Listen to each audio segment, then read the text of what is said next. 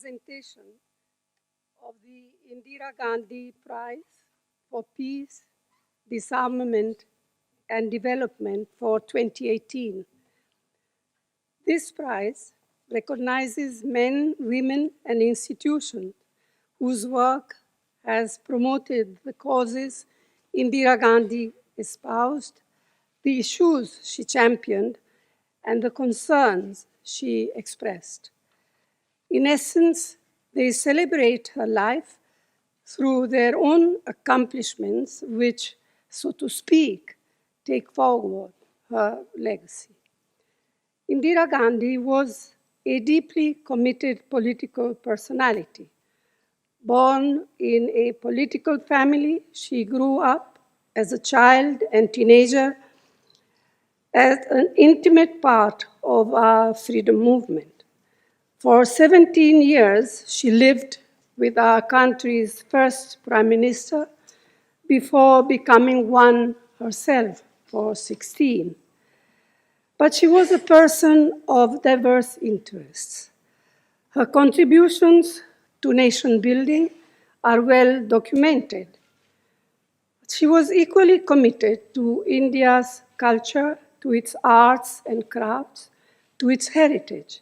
And deep down, she was a passionate naturalist, mesmerized by the wonderful natural heritage of India, dazzled by the glorious biodiversity of India, and firmly determined to preserve and protect it.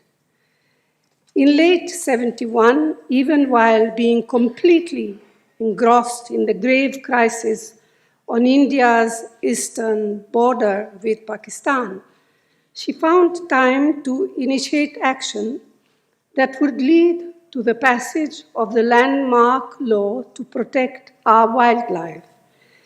In the midst of all political crisis, she found government to address the first UN conference on the human environment in Stockholm in June 1972. Her speech there still reverberates. Indeed, it is in this speech that Indira Gandhi most powerfully and eloquently linked the three themes of today's prize: peace, disarmament, and development. I mention this dimension of Indira Gandhi's personality with a purpose. A few weeks back, the Indira Gandhi Prize for National Integration was conferred on the activist Chandi Prasad. Today, the Indira Gandhi Prize on Peace, Disarmament and Development is being given to India's pioneering environmental NGO, the Center for Science and Environment. And there is a little known story that links Indira Gandhi, Sri Bhatt, and the CSC that was founded by Anil Agarwal over 3.5 decades ago.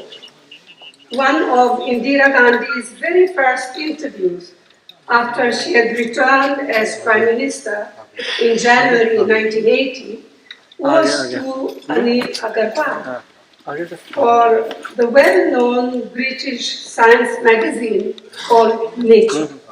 In that conversation, Indira Gandhi spoke of the Chipko movement, which had been spearheaded by Chandi Prasad Bhatt.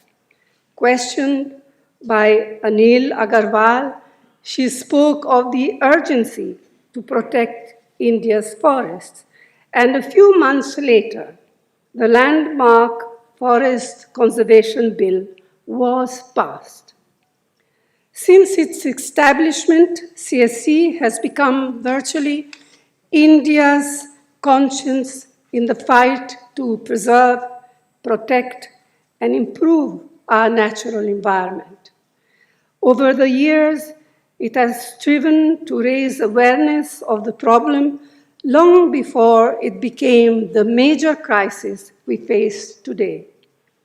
From the days decades ago when Anil Agarwal was invited to educate and inform members of parliament about environmental issues, it has played a pivotal role, using reason, argument, and knowledge to push governments to be proactive.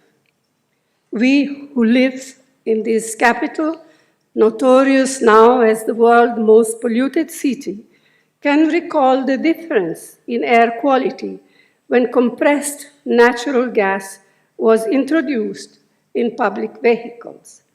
This transformation was made possible by the persuasive expertise of the CSC and the Congress government of the day.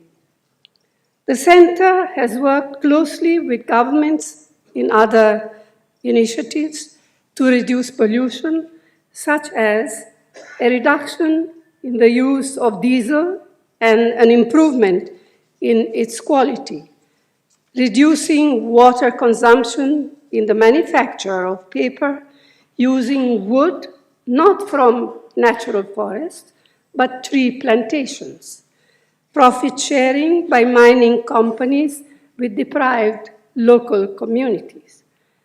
Its work on water conservation and sanitation has been internationally recognized long before the current focus on these issues. Its pollution monitoring laboratory is the only one of its kind run by a civil society organization in our country.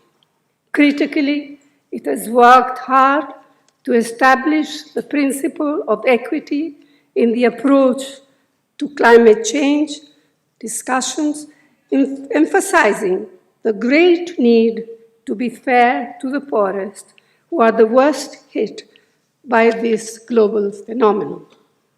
This has helped bring India's concerns and interests center stage, and the CSC's annual State of the Environment reports are an assessment and critique on how we are doing on our journey towards cleaner, sustainable progress. Ladies and gentlemen, Sunita Narayan, who is receiving the award today on behalf of the CSC, has herself been an untiring spokesperson for environmental causes and has situated her campaign in the larger context of livelihoods and economic development. By honoring the CSC today, I feel we are not only recognizing the quality and scope of its work, we are also recalling a vital aspect of who Indira Gandhi really was and taking forward the pioneering work that she performed far, far ahead of her time. Thank you. Jai Hind.